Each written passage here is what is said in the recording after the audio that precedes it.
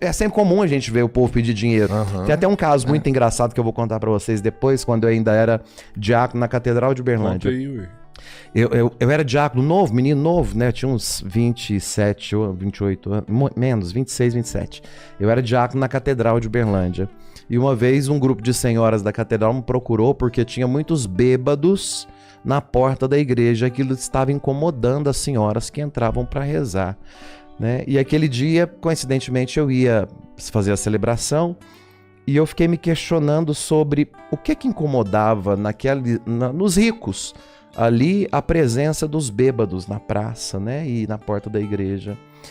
E eu fiquei imaginando e lembrei que Santo Tomás tem uma frase que diz o seguinte: cada um tem sua própria medida.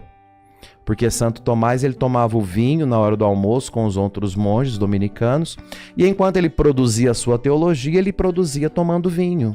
E os frades questionavam e criticavam o fato de Tomás de Aquino beber vinho durante o seu trabalho, sua produção teológica. Então eles questionavam: você não acha que você está sendo excessivo? Ele falava: não, cada um tem sua medida. Então o que pode ser muito para você é pouco para mim. E então, nesse dia que esse grupo de pessoas da catedral me questionou a respeito de como que a igreja vai fazer para tirar esse povo da porta da igreja, eu aproveitei, né, um momento da homilia, a homilia que as pessoas chamam de sermão, e questionei, né, eu falei: por que incomoda o mau cheiro dos pobres? Por que incomoda a embriaguez dos pobres? E não incomoda o nosso excesso de perfume dos ricos e o excesso de psicotrópicos dos ricos. Porque o pobre, ele não tem dinheiro para tomar um remédio que anestesia ele da realidade. O rico, para ficar acordado, ele toma excitante. Para dormir, ele toma relaxante. O pobre, ele bebe a pinguinha dele. E ele não tem cama para dormir tranquilo. Se ele não tiver muito entorpecido, ele não dá conta de dormir. Ele precisa da pinga. Precisa. Né? Agora, os ricos dormem confortáveis nas suas camas quentes, com seus remedinhos, todos com receituário e tudo mais, e criticam os pobres que passam necessidade na porta da igreja. Que cristianismo é esse, cara?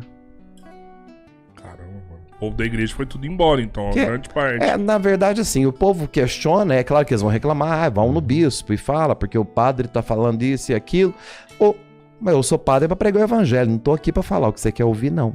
Perfeito. Eu prego o evangelho. E se eu estiver indo contra o evangelho, eu mesmo vou ter a noção moral de pedir para sair. Eu não preciso que ninguém me tire. Porque o dia que o evangelho não for mais uma realidade para mim, eu não preciso mais da igreja. Vou fazer o que como líder de igreja se eu não quero pregar o evangelho? Eu quero pregar apenas o que eu acredito. Nem tudo que a igreja ensina é aquilo que eu concordo. Existem questões que são de âmbito moral que para mim poderiam ser diferentes na igreja. Só que eu não estou na igreja para fazer o que eu quero, o que eu penso. Eu sou padre para obedecer o que a igreja manda, uma instituição de 2000 anos que possui regras. Eu não estou aqui para fazer as minhas regras. Para isso eu crio as minhas. Não é à toa que em cada esquina a gente tem uma. Cada um com a sua própria regra. E você acha que essas regras estão mudando com o passar dos tempos? A igreja, ela acompanha os sinais dos tempos. Tanto que a autoridade da igreja foi dada de forma visível na figura do apóstolo Pedro. E Jesus deixou muito claro: tudo que ligares na terra será ligado no céu. Tudo que desligares na terra será desligado no céu. Portanto, esse ligar e desligar é uma autoridade justamente para mudar as coisas e não fazer com que tudo seja da mesma forma ao longo dos séculos. Imagina se nós caminhássemos hoje, em pleno século XXI, com a realidade social que nós temos, com um pensamento primitivo ou medieval, por não poder mudar as coisas que foram definidas como corretas naquele período. Porque a gente questiona a história, e eu acho que a história ela está aí para ser questionada, sem dúvida nenhuma. Mas nós temos que ter inteligência para questionar a história. Porque a história ela não acontece contra a vontade de uma sociedade.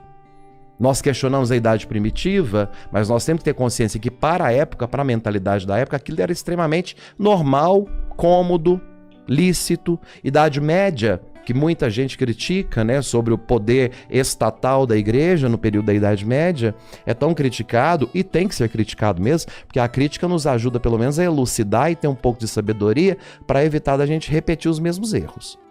Mas a Idade Média é um período que era aplaudido pela sociedade.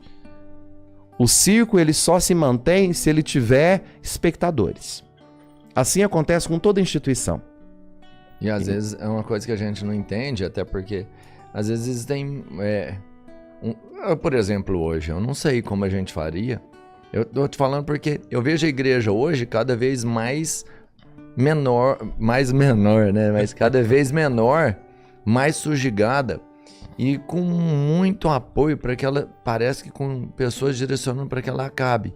Eu te falo, por exemplo, com um partido político, com influência das pessoas mostrando, incentivando e financiando ações para que ela deixe de existir. Os valores católicos, que são os que eu conheço, eles são errados. Eles são vistos como, sei lá, benefícios que você não tem, que você não deve nem questionar. Isso não deve existir mais. Família, por exemplo. Irmão, eu vou te falar uma coisa. O dia que a igreja estiver sendo aplaudida e apoiada por todas é porque ela errou o caminho.